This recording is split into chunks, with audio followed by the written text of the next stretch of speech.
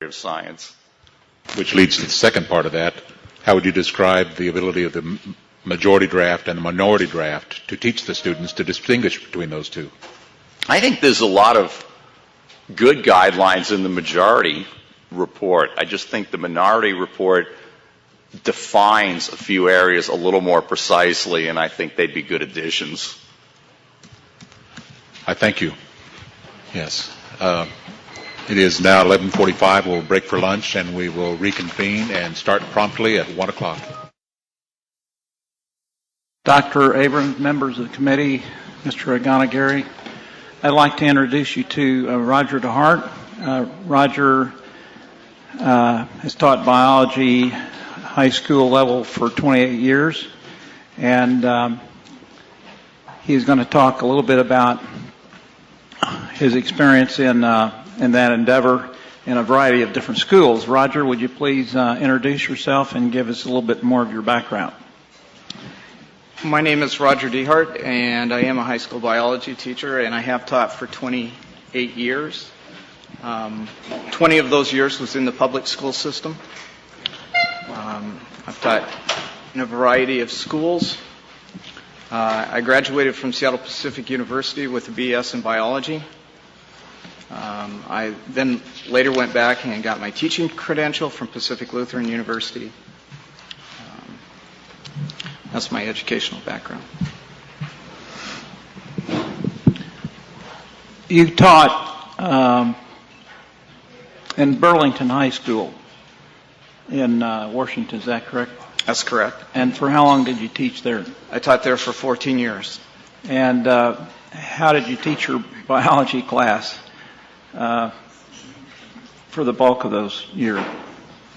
Well, I started there in 1987, and for 10 years of the 2-week unit that we covered the topic of origins, I spent one day covering the topic of intelligent design. I presented it as an alternative for students to, once again, get a differing view from what the traditional textbook taught. I supplemented the text in 1992 with a portion of Pandas and People. I would then allow students to critically analyze. I would always put this in the third person, saying that this was differing views from other scientists. And then I would allow students to either write a position paper stating 3 best evidences for or against Darwinian evolution, and then those students who would like to have the opportunity to debate the topic in front of the class. It was always done in an even-handed way. There was the same number of students for both sides. They had the same amount of time. And it was a good experience. How did the students react to it? Well, overwhelmingly, many students saw that as the favorite part of biology. Biology text, as has been previously said, much of biology is merely restating of facts, of rote material that's in the textbook. This was an opportunity for students to critically evaluate, and they had a say, actually, in their opinion of what they thought. What kind of, and how long did you use that methodology? I did that for 10 years. And during that 10-year period of time, what kind of response did you get from parents? Positive. Could you amplify a bit on that? I had positive up until 1997, and I had one complaint. The complaint was not lodged with me or the school district. It went straight to the ACLU, the American Civil Liberties Union. The ACLU then contacted my superintendent. My superintendent then went on a year-long, actually one school year, taking time to do an investigation, seeing if I was proselytizing my students, seeing if there was any impropriety that took place. There was none that he found. And so he answered mainly Another group involved with that was the National Center for Science Education. In fact, at a time they wanted the school district to notify all of my former students that in some way they had received objectionable material and that they were denied the proper science education that they were entitled. Would you like me to continue? Go ahead. After that was found, and my superintendent and the school board, I had their 100% backing. As the school year came to an end, a new superintendent came on board. He had an ideological problem with what I was doing. He stated in front of at the beginning of 1998 school year that the school district would be liable. Each of the individual school board members would be specifically responsible for my teaching if a lawsuit was lodged, as the ACLU was threatening. And because of that, they were going to limit what I did in the classroom. It was at that time that I tried to strike a compromise with the school district and agreed only to present criticisms of the textbook. So I submitted materials to my curriculum review committee. They were all turned down in 1999 in the spring. They were turned down because some of them were written by Jonathan Wells, who was here previously, even though they were published in the American Biology Teacher, the most widely reviewed journal for biology teachers. They were also turned down even things like a diagram of corvettes and things like that, stating that they overshadowed the existing curriculum. So anyways, they did back off that, and they said, well, we'll allow you to offer one article. And so I did. I chose Pandas and People, a section that once again talked about the analogy between DNA being information and that organisms such as a giraffe seem to be, instead of a collection of mutations, seem to be more a complete unit of design.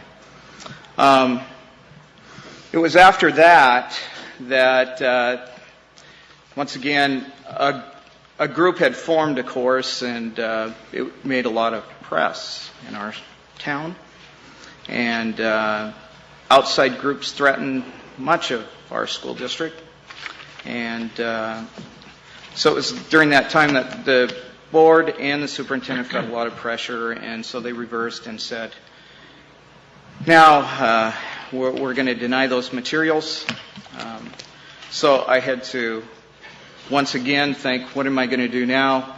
So instead of presenting materials that were written by ID proponents, I chose only mainstream scientific journals, like those articles that were written by Stephen Jay Gould that appeared in Natural History, Jerry Coyne that appeared in Nature.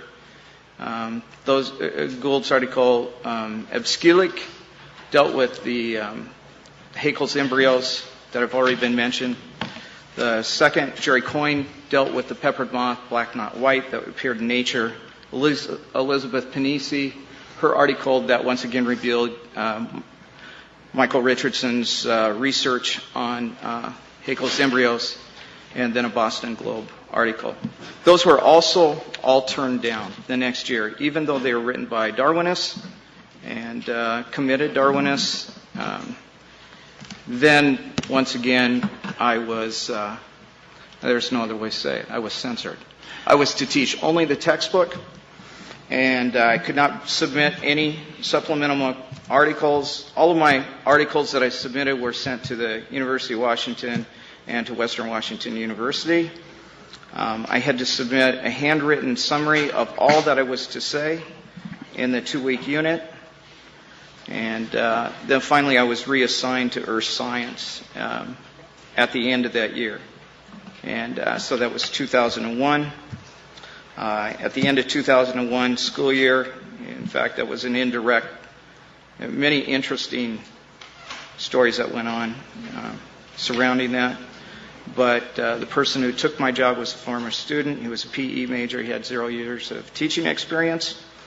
I left the school district. My love is biology. I've taught that for 28 years. As I said, at that time it was 23 years. And that's what I was trained to do. Mr. DeHart, the Kansas standards that are being proposed with respect to the evolution section, if I can,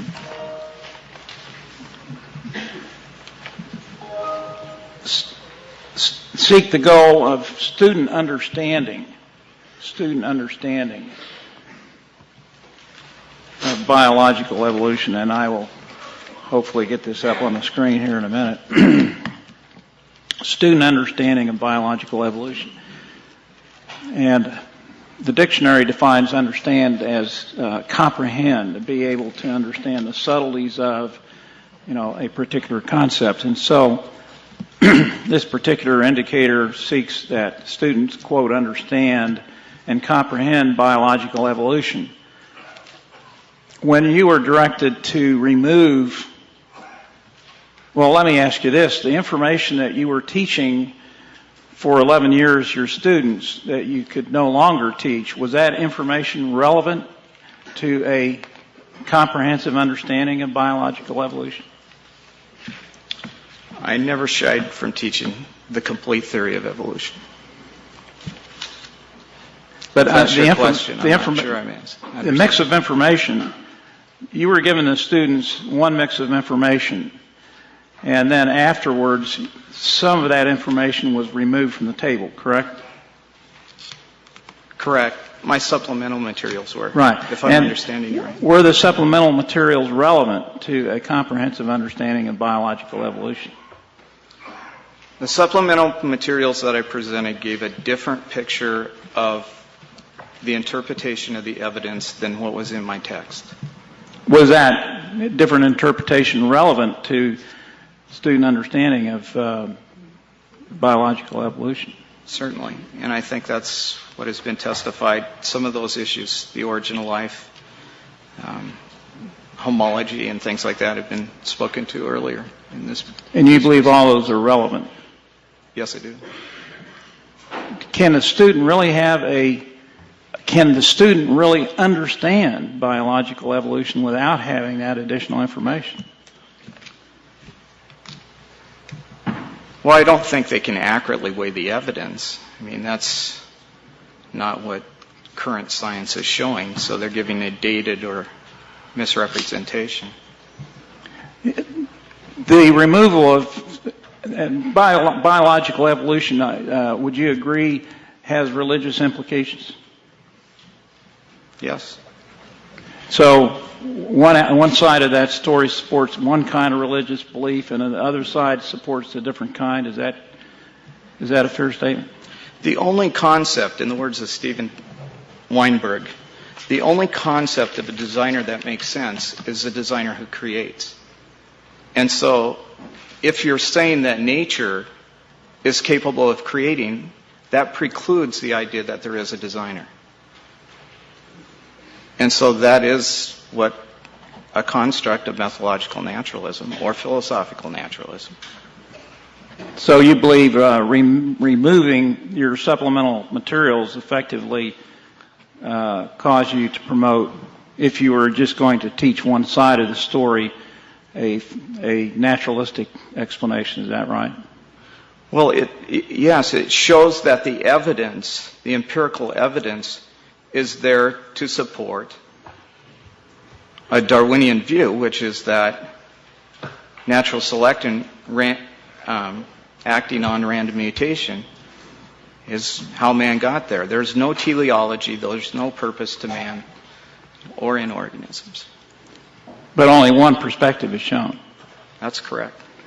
Now, when you left, so as you were assigned to earth science, I believe that's where you stopped in your dialogue. Yeah, excuse me. And then you went from there to another school. Tell us about that. Well, the other school was 40 miles south. That school I was very upfront. I didn't want to be caught in the same situation again. I went in, had an interview. I was selected for the position. I told them right up front who I was. I told them of my controversy. I told them before I accepted the job that I still wanted permission to give the criticisms of the textbook and allow students an open education. I was notified by phone 3 days before I was to take the position that I had been reassigned again to earth science. Nobody in the school district would talk to me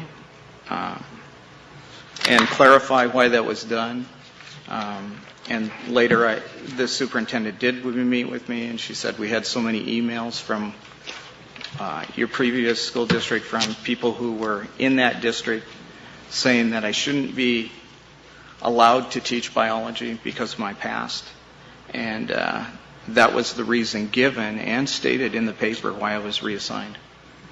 Now, during this trying process, did you talk with other teachers in the school, in your high schools, and could you comment on their feedback? This is before and after the controversy. As far as colleagues, do you mean in my first school, like inside and outside the science department, or are you in general? Well, I'm looking for, I think we discussed your conversations with teachers, some of whom seemed to favor what you were doing. Oh, yes. At the second school that I was at, I had 3 or 4 of the teachers. It's the largest high school in the state of Washington, and 3 or 4 teachers came to me, and they knew of my situation, and they were glad to have me on board, and they supported what I did, but they weren't sure that they would be able to do that. There was another teacher who was a member of the National Center for Science Education who approached me and said, Mr. Dehart, I've been notified, I know who you are, and I'm going to keep an eye on you. And I've been asked to do that. So it's sort of like the security police in the biology classroom? More or less. Yeah. Is there, so you left that school, I guess, how long did you teach at that school? Did you teach the earth science course? Well, that was interesting. I was there for a year. The first semester, they teach biology in a semester. So the first semester I had 3 biology classes and 2 physical science. The second semester I had all physical science. There was another teacher who had a background in physics, wanted to trade with me. Principal was all in favor of it. And the teacher actually approached me. I said, that's great. And the superintendent downtown did not allow that to take place. And so it was at the end of that year when I left and went to California.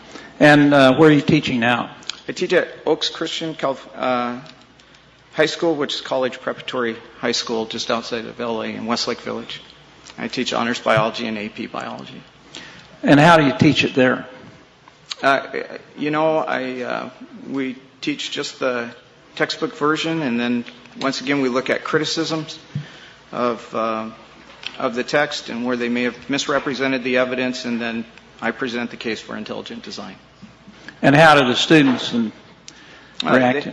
They enjoy it. It's always, once again, as I stated before, I think it's one of the best units that we have, and it just gets kids to be able to critically think, and that's what we as teachers want to do. And it's not about, with our age of computers, you can look anywhere and find knowledge, but what you try to do as a teacher is the higher levels of learning where you get kids to critically think and be able to evaluate evidence. Do you think a public school system should prohibit teachers like you from teaching criticisms of evolution that would somehow weaken the theory? Well, supposedly a scientific theory is supposed to withstand criticisms. That's why we have them. They go through, that's why they're repeatable, and that's the nature of science. It's supposed to be self-correcting mechanism because of the challenges that other scientists bring to it. So If it doesn't cut the mustard, it shouldn't be there. So, in answer to my question, should a public school system suppress that criticism? No. Should they also, do you view the argument for design to essentially be a test or criticism of the evolutionary claim that the process is unguided? Yes. And so, in a sense, it is a criticism of the theory itself. Yes, it is. And do you believe both the theory itself and the criticism has religious implications? Yes, they do. Both do. So both have religious implications. The problem is here, they do. But the problem is here that students in high school have a very hard time with sorting through philosophy and sorting what's empirical evidence. That's the job of a teacher. It's not that you go and check with your parents or your church or someplace like that. They're not trained in the science. It's the job of a teacher to be able to sort through what is philosophical and what is empirical evidence. That's why I'm a professional educator. I'm trained to do that. Now, on saying that, I think it's very important that teachers present things in an even-handed manner. And I think that takes a conscious effort on the instructor to be able to do that. And, all I can say in my case, and wherever there's controversy, there's two sides. But in my 10 years of doing it, I never had a complaint until the one student brought it up.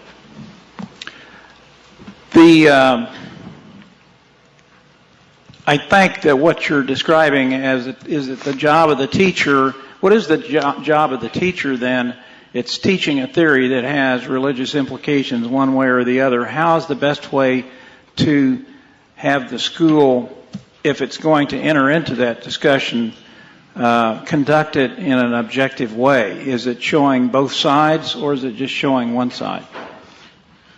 Well, it's showing both sides, and I think that's been spoken to earlier, that science should not be limited. Should be, if it is, as we interpret it in society, a search for truth, then it should be able to follow the evidence where it leads, regardless of the religious implications or in the entailments of that. I want to show you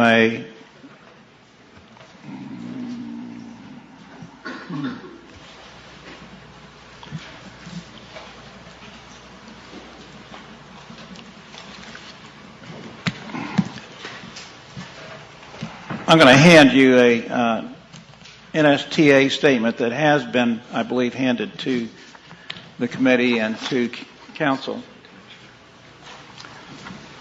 And it concerns teaching of evolution, and it's a position statement.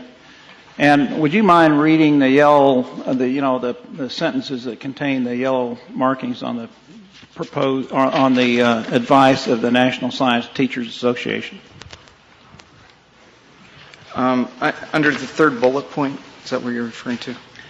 Yes. Or do you want me to start up at the top? Start in the second paragraph and then read the third bullet point.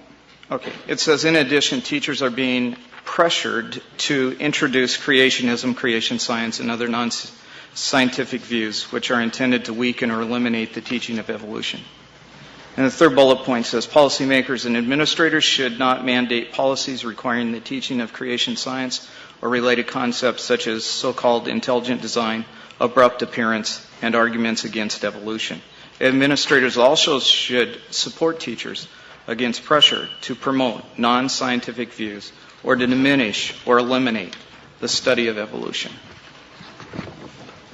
Now, do you think that policy is one that encourages or one that discourages teaching both sides of the scientific controversy? I think it clearly discourages. And is that discouragement, in your experience, communicated to biology teachers throughout the country? I think it is. Is that healthy for the biology classroom environment or unhealthy? Well, it's unhealthy. I think there is a tension. Those of us who are in the trenches every day teaching, there's so much going on in the public school system. I think most of us know that, about lawsuits and in our legal happy system that teachers have to be very cautious what they say, how they react to students, and everything else. That didn't used to exist. And this just typifies no teacher wants to be put in a situation where they have a lawsuit. And so if it's not clarified, you don't know. How would you comment on the minority report and comment on how it would aid and perhaps remove the tension from the biology classroom and the fear and the lack of academic freedom? Well, I think specifically when you're not requiring natural causes, when you're opening up and just saying we're looking at all hypotheses that are testable, that are empirical, and that you are allowing the evidence to go where it may. And you are not trampling on those who believe that man is purposed and that there is a designer. And I think outside of that, it fits more, whether it's implicit or explicit, it fits today, it fits more in line with those who have a naturalistic view that molecules and atoms are all that there are. They would have no problem with the standards that the majority report holds to. Whereas that's different for those of us who believe there's a designer. So specifically, though, how does the minority report cure the problem? Well, I do believe, as others have testified, that it helps to clarify how evolution is used. And I can't emphasize enough. We open up, and I've done a fair amount of checking on biology texts, where you can have 3 different meanings of the word evolution in the same paragraph. How sophisticated are 9th grade students to be able to discern that? They're not very discerning of that. They're just learning these skills. By clearly defining the word evolution, as the minority report does, I think it's a great step forward. How do you think the minority, right now, as I understand it, the teachers in the classroom are uncertain as to what they can and can't do. Is that correct? I think that's very correct. And would you agree with me or not that the minority report provides greater freedom and provides some black lines for the teacher to stay within? I think that's very true. And I can share with you my experiences that I didn't set out to do anything. This wasn't a conscious effort that I was breaking some law or that I was doing something that was inappropriate.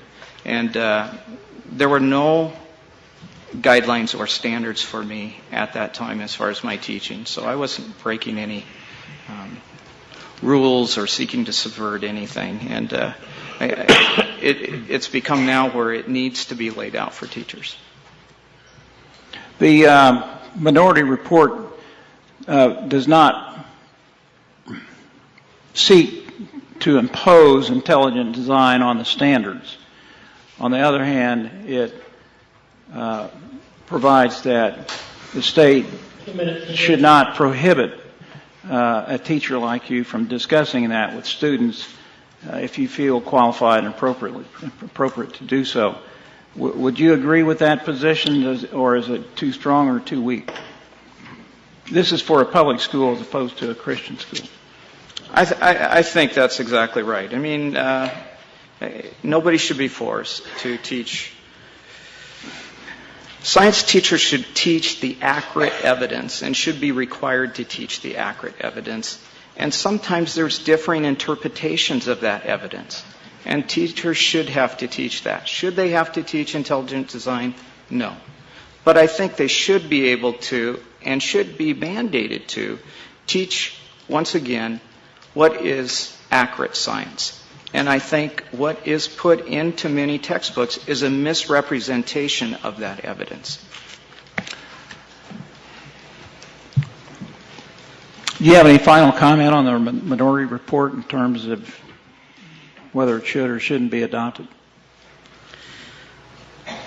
I think it should be adopted. I think it's something that teachers would take great confidence in and give them a sense of security, and I think do a better job of teaching. Thank you. Mr. Gonagaray, 15 minutes, please. Thank you, sir.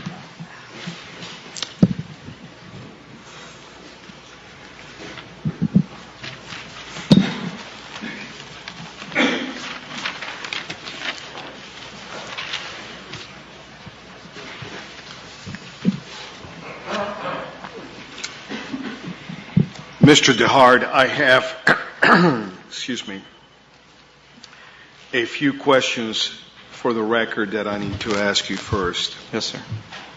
And I'm going to ask you first, how old, in your opinion, is the world? I'm going to answer like Dr. Sanford did earlier. I say it could be between probably a lot younger than most people think. That doesn't say anything to me. What is your opinion in years about the age of the Earth? I'm fine with 5,000 to 100,000 years. You're fine with 5,000 to 100,000. Correct. Do you accept the principle, the general principle of common descent, that all of life is biologically related back to the beginning of life? Not if you interpret common descent, and I realize that I'm taking liberty here, not if you interpret common descent as being that is natural selection acting on random mutation. No, I do not. Do you accept that human beings are related by common descent to pre-hominid ancestors? Yes or no? No. What is the alternative explanation for how the human species came into existence if you do not accept common descent? Design. When did that design occur? I don't know. Who was the designer?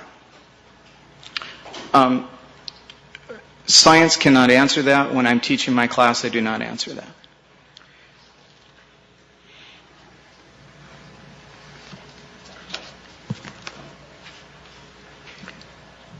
Have you read in toto the Majority Report? No, I have not.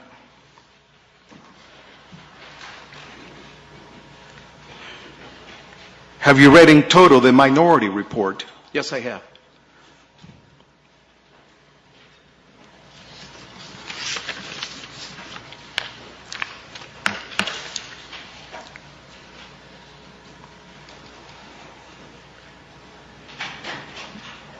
It is true, is it not, that nowhere in the standards applicable to Kansas children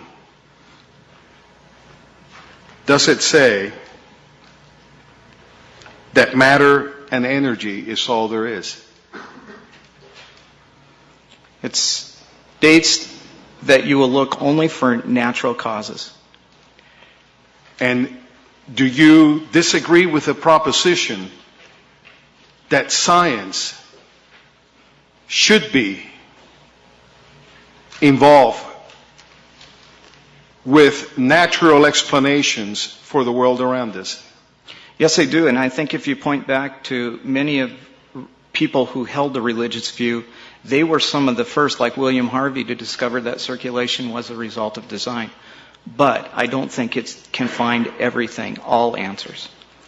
Do you believe that when we don't understand the answer to something, it is appropriate to attach to it a supernatural explanation in science? No, I do not. But if the evidence leads there, we should go there. How does one attempt to apply the empirical process to a supernatural philosophy? I think there is evidence for specified complexity that you can use as a criteria for scientific investigation. Are you aware of the fact that there is not a single major national or international scientific organization that agrees with you on that? I realize that if anybody held the views that I did, they would no longer be a member of that group. Please, no sign, please. Just confine your comments and And is it your opinion that the reason that happens is because those organizations are biased against views such as yours? A study put out in 1999 by Ed Larson held that the National Academy of Life Sciences, 95% of them, held a naturalistic view of the Earth. Would you answer my question? Is it your belief that the reason that is the case is because those organizations are biased against you? Yes. Is it your belief that that is also true for the National Science Teachers Association? Yes.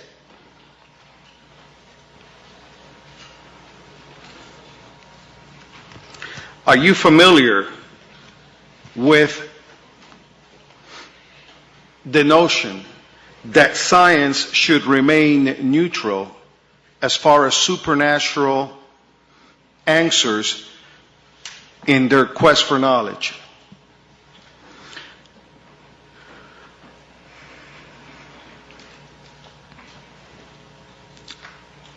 Yes, and that also includes the worldview of naturalism.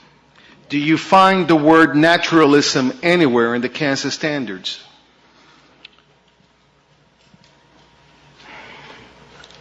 I don't think that you had defined the word discriminatory back in the 1950s in some restaurants to claim that they were being discriminated against. My question is the word naturalism anywhere in the Kansas Standards, yes or no? No, but it's implicit in the way that you've defined science. As a search for natural answers, is that the implication you suggest? Only natural answers. And you suggest that a better alternative would be to include supernatural answers. Intelligent causes. Intelligent cause is a disguise for a supernatural answer, correct?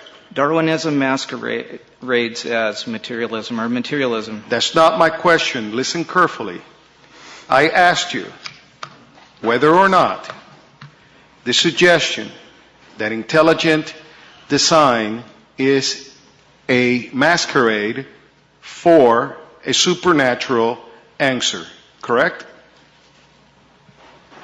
That's a leading question. Of course it is. Is it or not? I think if the evidence shows that things have intelligent causes, we should be able to go there in science, if it's about searching for truth. But isn't the presumption or the hypothesis that is intelligently designed one based on opinion, philosophy, faith, the supernatural? No, it's not, because I can't find a single piece of evidence where Darwinism would be falsified. I mean, we've seen that in junk DNA. That was supposed to be the thing that pointed right to common ancestry, and now we're finding that there's purpose in it. But yet Darwinism is not falsified. Do you find the word Darwinism anywhere in the Kansas Standards? I find evolution in the definition, once again, of it is not clear. That's not my question. Do you find the word Darwinism anywhere in the Kansas Standard? It's implicit in the word evolution. Do you believe it is appropriate for students to be exposed to a teacher's individual religious views in public schools? Neither those of atheism or theism. They should stick to the job of science. Yes. Is it your job that evolution, as it is taught in mainstream America today, is atheistic? Well, yes or no? Yes.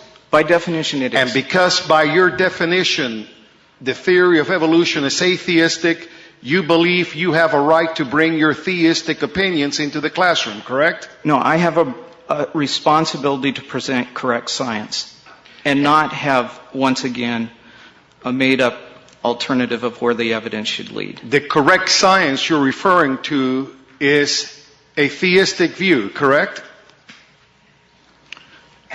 We let science make, there's room for different Just opinions. listen to my question, I'm sir. listening. Yes. You've already told me that in your opinion, evolution as it's taught in the United States today is a theistic philosophy. Therefore, you believe you should have the right to bring in your theistic views, correct? Yes or no? Once again, it's a leading question. Of course it's a leading question. Just answer the question. You are conflating two things. You're conflating my personal opinion between what I do in the classroom and whether I can separate those two things. Sir, you've told me that in your opinion, evolutionary science as is taught across America today is atheistic, correct? That's correct. And it is therefore your opinion that because science is atheistic, you have a right to bring in your theistic opinions, correct? Once again, I never said science with atheistic. Evolutionary science, you have indicated as taught in the United States today is atheistic, correct? The way evolution is taught, yes. And therefore, it is your opinion that because that constitutes an issue of philosophy, an issue of faith, you should be permitted the opportunity to bring your own opinions about faith to the classroom, correct? No, I'm not bringing my opinions, and what we're looking at here is, are we discriminating against the students who are presently in their class who have belief that there is a designer, that there is teleology in the universe? Those are the students I'm concerned with. Where in the science standards for children in the state of Kansas do you find that students who have a religious view about evolution are being discriminated against? When you only look for naturalistic answers, that means there is no designer, that you are discriminating against a group of people where there is scientific evidence for design. Are you aware of the fact that the Kansas standards encourage an open discussion by students on issues of ethics, morals? All of those issues are covered in the Kansas standards. I think that's bogus. What you're going to see. You think that's bogus? Yes, I do, because I think the NCSE, the National Center for Science Education, and the ACLU, if you present those other alternatives, and it's my excuse, it's my experience. This is nothing, this is what I experienced. Our school district had a policy that they were not to discriminate because of race, creed, or religion. And yet the ACLU came into my school district and dictated what was to be taught. Are you familiar with the following few words?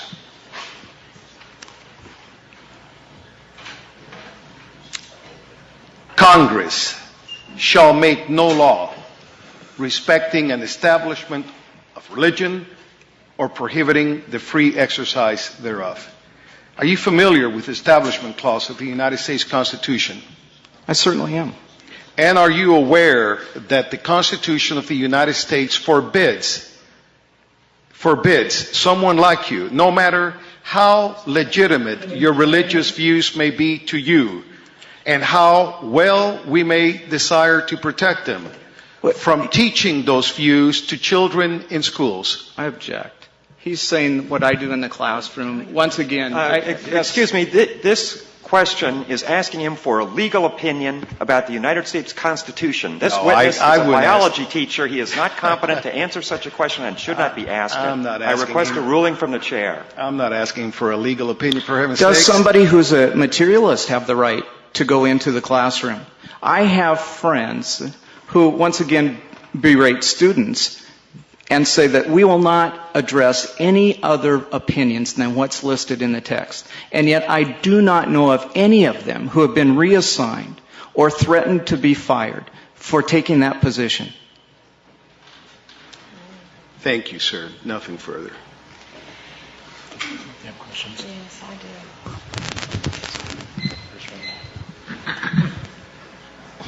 I appreciate your work, and I apologize for the ill-mannered way that you've been addressed. Thank you.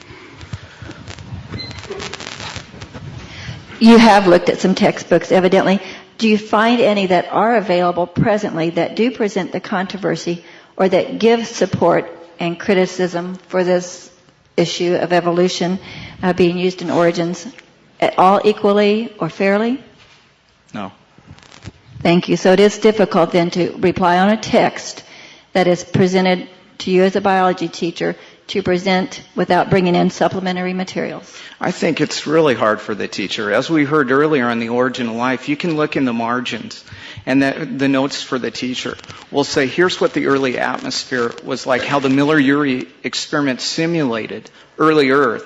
And then on a paragraph for the students, they'll say that the gases didn't. But then in the paragraph for the students, they'll say, how did the Miller-Urey experiment simulate early Earth conditions? I found that also where it's almost stated as a fact for the students to grasp, and it really is not a fact. It's what some scientists are thinking. Yeah, and it's even conflicting to the teacher. It's hard to figure. Mr. DeHart, you had one complaint regarding your teaching strategy. How many compliments or encouragements did you receive, if any? A lot. In fact, students issued around a petition, just in the lunch. And 176, I think they had 176 signatures, 173 of them after the controversy still supported the way that I taught the topic of origins. How did your teaching strategy regarding neo-Darwinian evolution benefit the students? Well, once again, as I said earlier, there's very few chapters in the textbook where they have the ability to critically analyze at the higher levels of learning. This is one topic where we can do that. And my students find, regardless, that it's the toughest chapter for them. I mean, they have to write essays and things and support their evidence. Most people don't do that today. And it really is one of the few topics in biology where we can do that. Therefore, did you see the students' understanding, their critical analysis ability, their problem-solving skills improve? I will put my students up against any other students in the nation, in the school that I'm at right now, and on their AP tests or their SAT-2 tests, and compare them with anybody else, and they'll do just as well on the evolutionary part. You said that at one point that there are philosophical claims made in the name of science, and it is the responsibility of the teacher to distinguish between those philosophical claims and the scientific claims. Did I understand that correctly? That's absolutely true. How would you describe the ability of the majority draft and compared to the minority draft to teach the student to distinguish the data and to differentiate between those philosophical claims? I think it's very good. It really, once again, whenever you get into these topics, definitions are so critical. And the more that you can do to define terms, basic philosophy classes, if you can define the terms, you can win the debate. And that's, naturalists have defined the term of science. And so the more clearly we can define terms, the better. You also indicated that evolution, the word evolution is somewhat elusive. That isn't the word you used, but it's, you said it changed, had 3 different meanings in one paragraph or something like that. That's correct. Do most mainstream evolutionary biologists want to differentiate between the various meanings of evolution, between macroevolution and microevolution? I can't comment on that. I mean, I don't know the scientific community, but so that'd be outside my realm. But I think they're often conflated. I mean, once again, we as we said, we extrapolate many times microevolution into macroevolution, and as the illustration earlier with the pole vaulter or training for a mile or whatever, those extrapolations are merely, they fit in the realm of historical science, and there's no testable way that empirically you can say that we go back in this period of years and this is the way it was. We can't do that. You can't comment on that, but can you comment on whether or not it would be of value for students and of value for teachers to have the words, instead of just use the word evolution, at least to try to differentiate between when they're using the word evolution, in what sense they are using it? Yes. That needs to be done. That's all I can say. Yes, emphatically. Okay. Mr. DeHart, I thank you for your time. Thanks very much. Dr. Abrams, members of the committee, Mr. Ergonagary, and the public, I proudly present to you Jilly Gonzalez, a Jill Gonzalez Bravo, a Kansas science teacher. And I want to applaud her and her courage for being here to testify for a very important cause. Ms. Gonzalez, would you please further introduce yourself?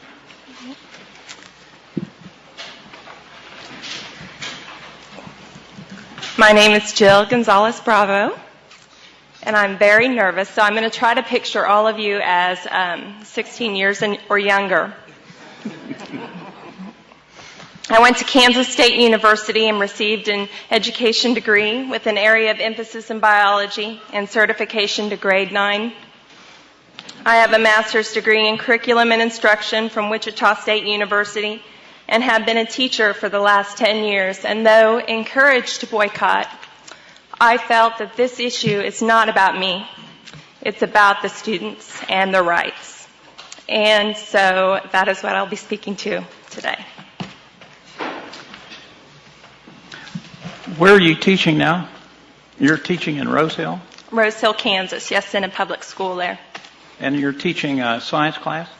Yes, I've been teaching a science class there for the past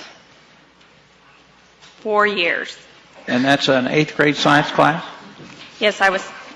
And in that class you deal directly with evolutionary biology? Yes, I deal with aspects of evolutionary biology. Okay.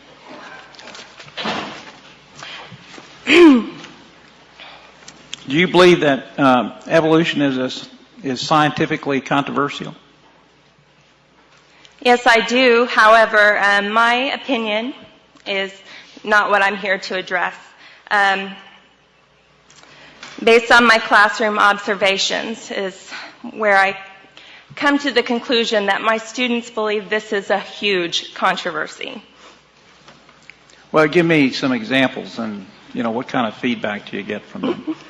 Okay. During my 4 years of completing my area of focus in biology at Kansas State, I became very versed in the theory of evolution. I learned that it was an undebatable fact among many of my professors. I also caught on very quickly to the idea that, and this was a perceived idea, but that if anybody that believed differently, they were not considered a true intellectual. I adopted the liberal philosophy and embraced it and began to become very interested in the environmental movement. I decided to join the United States Peace Corps. I taught science for 2 years at all grade levels, and I even developed a workshop at the local university. When I returned, I accepted a Peace Corps Fellows to Wichita State University. I took a job teaching 7th and 8th grade science at an alternative middle school for students that had not been successful in the mainstream. And basically, it was kind of their last stop. And I chose that for the challenge. Many of my students were very difficult to motivate, so I was amazed the day the topics of origins came up within the class. It turned into a heated debate and a heated argument, I should say, with me as the target.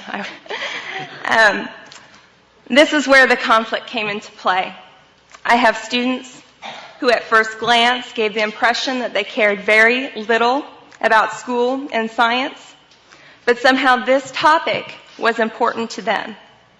However, my previous education had taught me that there was no controversy. There was no data that supported evolution as factual, or that it said that it was not factual.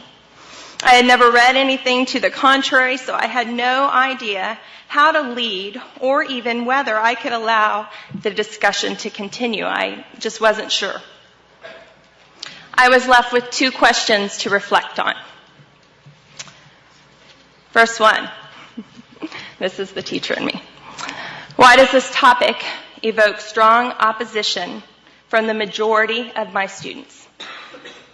And then why was I apprehensive about providing my students with the academic freedom to investigate and question what they perceive to be controversial?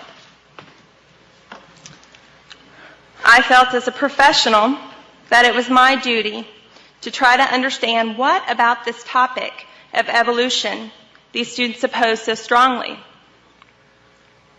I read articles, books, attended a few workshops over the years, and I began to see some of the controversies surrounding the idea and issues. And today was even more of a learning experience for me. But I was still unsure as to how to address these issues within the classroom. Years passed, and it did not matter who came through my classroom when any aspect of evolution was taught. The same level of intense discussion followed. I would quickly present the information or present it as the book taught it. I would encourage them to make sure they understood it so they could make informed decisions, and therefore then determine their own opinion on it. I married and became pregnant. I'm sorry, this is a little lengthy, but this is all coming back. With our first child, and I was amazed at how quickly my worldview began to change. It's funny how children can do that sometimes. I started research into the development of my child in utero, and of course took Lamaze, later becoming an instructor for it. I had a shift in thinking. I saw how my body compensated during pregnancy. I was amazed at how when my child cried, nourishment was immediately provided via me. And it clicked. I saw what the students conflicted with this theory. I understood what they took issue with the idea of macroevolution. Students could not comprehend how a process largely founded on chance could be so specialized. When I presented evolution to them, the content somehow impacted their conscience. It took from them, and this was expressed to me by students, it took from them the idea that they were born for a purpose. This was a belief that I professed as an educator to be the basis of my philosophy of education. I was telling the students, though, when I taught this subject, I was telling, at least in their view, their perception, that this was something completely counter to their mindset and their beliefs. And that troubled me. Soon after the birth of my son, I took a job in Rose Hill, Kansas, and once again observed the same level of enthusiasm among my students. But this time it was different because I had parental input into my classroom. Many come to me with concerns about the textbook, with concerns about what they believe to be a humanistic worldview into the textbooks because it did not provide it for any alternatives to evolution.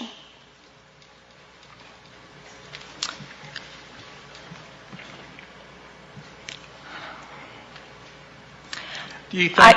Go ahead.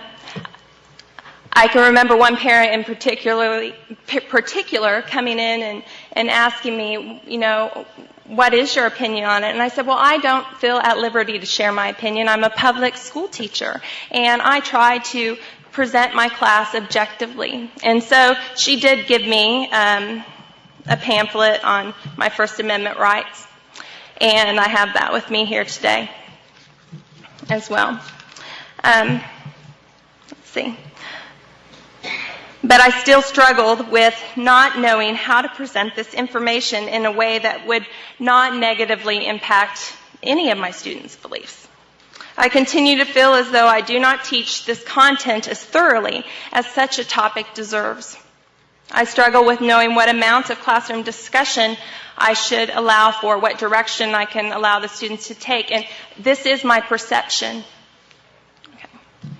Let's see.